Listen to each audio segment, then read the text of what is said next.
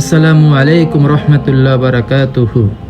ইসলামের ইতিহাস পড়লে আমরা জানতে পারি যে বিভিন্ন নবী রাসূলগণ, সাহাবা একরাম, তাবেঈন, উলিয়াগণ ইসলাম প্রচারের জন্য বিভিন্ন জায়গায় ভ্রমণ করেছেন এবং ইসলাম প্রচার করেছেন।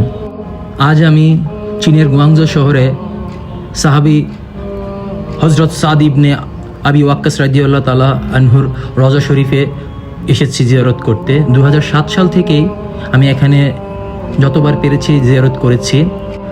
সাদ ইবনে আবি ওয়াক্কাস রাদিয়াল্লাহু তাআলা আনহু ছিলেন মহানবী হযরত মুহাম্মদ সাল্লাল্লাহু আলাইহি ওয়াসাল্লামের একজন বিশিষ্ট সাহাবী, যিনি 17 বছর বয়সে প্রথম দিকে ইসলাম গ্রহণ করেন। তিনি জান্নাতের সুসংবাদ প্রাপ্ত 10 জন সাহাবীর একজন। পারস্য বিজয়ের সেনাপতি এবং কুফা নগরীর প্রতিষ্ঠাতা সাদ রাহমাতুল্লাহ ইসলামের প্রথম তীরন্দাজ হিসেবে পরিচিত ছিলেন।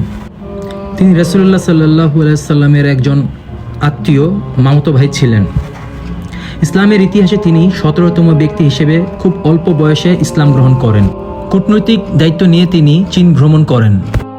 হযরত সাদ রাদিয়াল্লাহু তাআলা আনহু ইসলামের ইতিহাসে একজন বীর, সুশাসক এবং অন্যতম প্রিয় সাহাবী হিসেবে স্মরণীয়।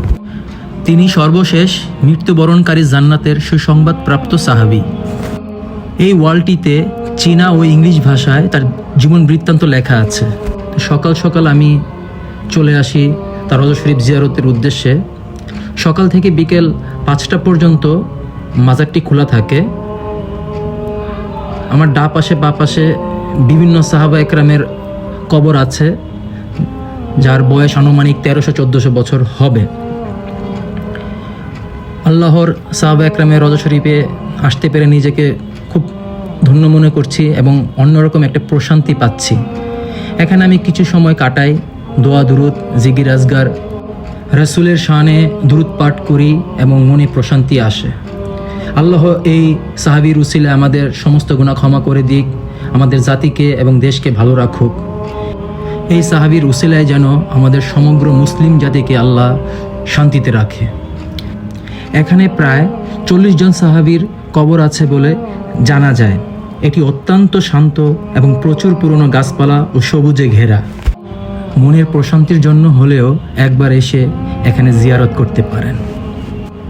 ধন্যবাদ সাথে থাকার জন্য।